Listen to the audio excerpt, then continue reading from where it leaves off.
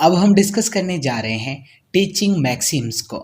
Experience को एक good teacher के साथ साथ ट्रस्टेड गाइड माना जाता है और यही एक्सपीरियंस यूज़ किया जाता है एजुकेशनिस्ट और टीचर्स के द्वारा क्लासरूम टीचिंग के अंतर्गत अपने कुछ नोशंस के द्वारा, ताकि टीचिंग को और ज़्यादा इम्प्रेसिव बनाया जा सके।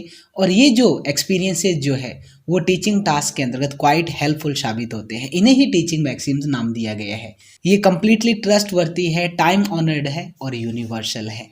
टीचिंग मैक्सिम्स एक टीचर को बताते हैं कि उसे अपना कंटेंट या जो टीचिंग मटेरियल है वो अपने लर्नर्स के समक्ष किस हिसाब से प्रेजेंट करना है।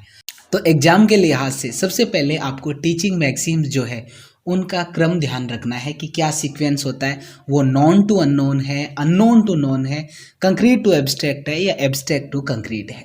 सबसे पहले हम बात करते हैं नॉन टू अननोन, ज्ञात से अज्ञात की तरफ। एक चिर परिचित व्यक्ति दूसरे लोगों के साथ किसी का परिचय करवाने के लिए एक बेस का काम करता है। उदाहरण के लिए अगर हमारा कोई दोस्त है तो वो दूसरे लोगों के साथ हमारा परिचय करवाने में मददगार साबित होता है। उसी प्रकार से किसी भी पर्टिकुलर सब्जेक्ट या टॉपिक का जो प्रीवियस नॉलेज होता है वो उस टॉपिक से संबंधित जो चीज़ें हम नहीं जानते हैं उनकी तरफ ले जाने में बड़ा मददगार साबित होता है। सिंपल भाषा में कहें तो हमारा जो पूर्व ज्ञान है वो नए ज्ञान को सीखने में एक आधारशिला का काम करता है। एक वाइज टीचर हमेशा अपनी टीचिंग को इस हिसाब से प्लान करता है ताकि वो नॉन फैक्ट से अननोन फैक्ट्स की तरफ अपने स्टूडेंट्स को ले जा सके।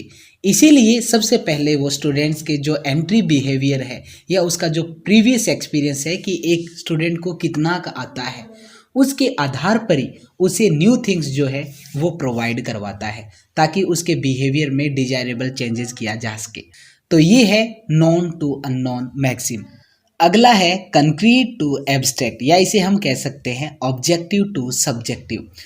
कोई भी एब्स्ट्रैक्ट जिसको हम अमूर्त कहते हैं वो हमेशा अंडरस्टैंडिंग में डिफ़िकल्ट, कंफ्यूजिंग और सब्जेक्टिव होती है।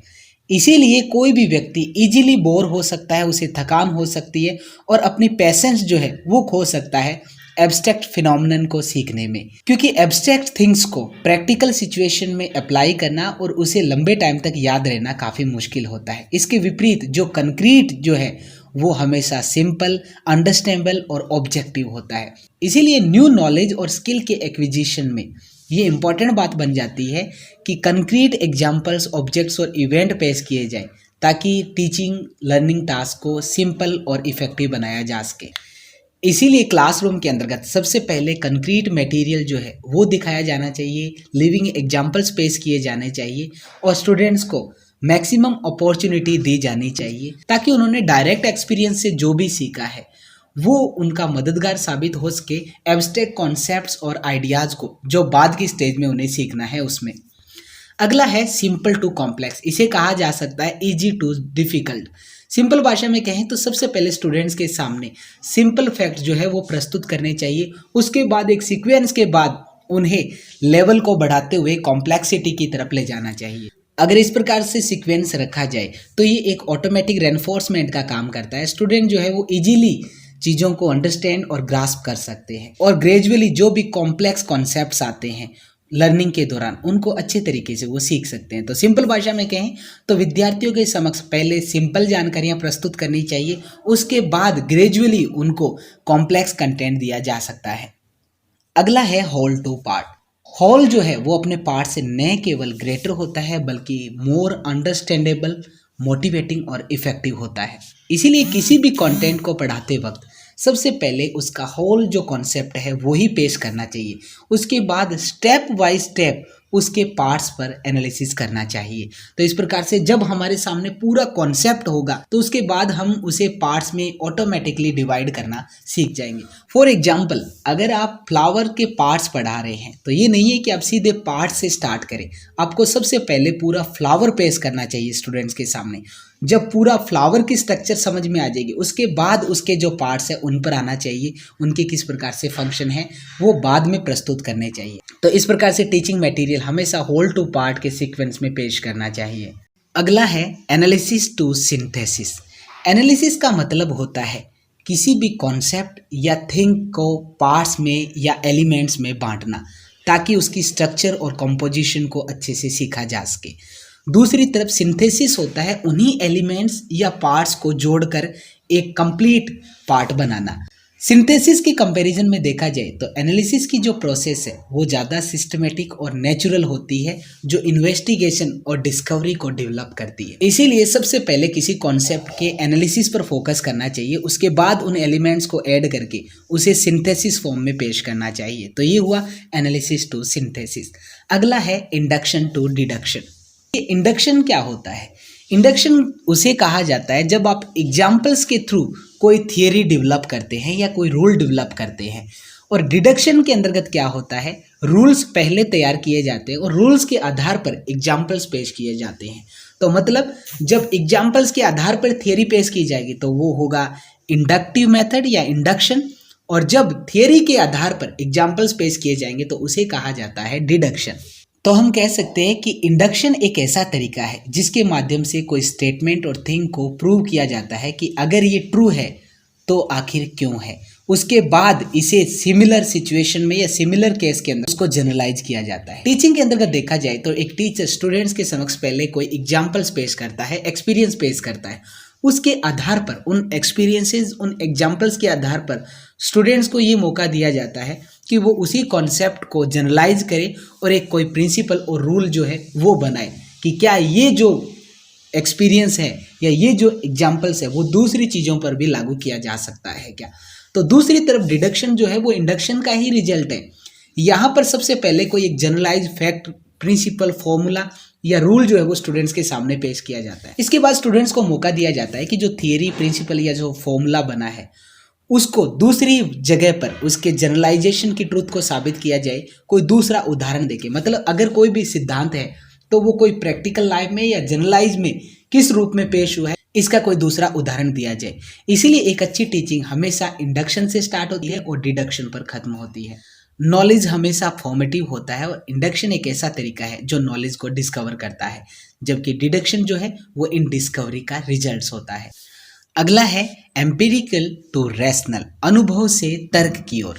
टीचिंग लर्निंग प्रोसेस के अंतर्गत हमेशा बिगनिंग इस प्रकार से की जानी चाहिए कि हम क्या देखते हैं, फील करते हैं या एक्सपीरियंस करते हैं, इसके बाद हम उससे सहमत हैं, उनको जनरलाइज कर सकते हैं। मतलब पहले हम फील क्या करते हैं, हमें उस पर फोकस करना चाहिए। उसके बाद हमारा उसके प्रति तर्क क्या है कि आखिर ये ऐसा है तो क्यों है, वो रैशनल हो जाता है। तो इसलिए टीचिंग को एम्पिरिकल टू रैशनल इस सीक्वेंस में प्रोसीड करना चाहिए।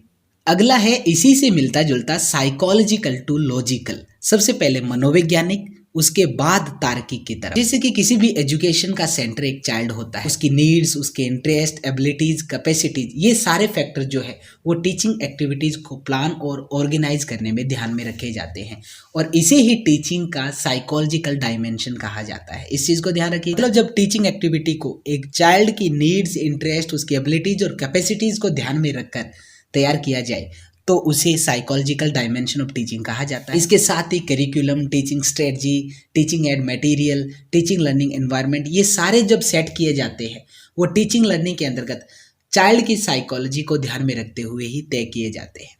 तो इन सब को साइकोलॉजिकल व्यू से एक सीक्वेंस में रखा जाता है, ये हो जाता है साइकोलॉजिकल। तो इसीलिए जो ये सीक्वेंस तैयार किया जाता है ये साइकोलॉजिकल वे में तैयार करके फिर लॉजिक लगाया जाता है कि क्या ये सीक्वेंस जो तैयार किया गया है वो सही है या नहीं है। तो इस प्रकार से टीचिंग को साइकोलॉजिकल टू लॉजिकल के सीक्वेंस में प्रोसीड होना चाहिए।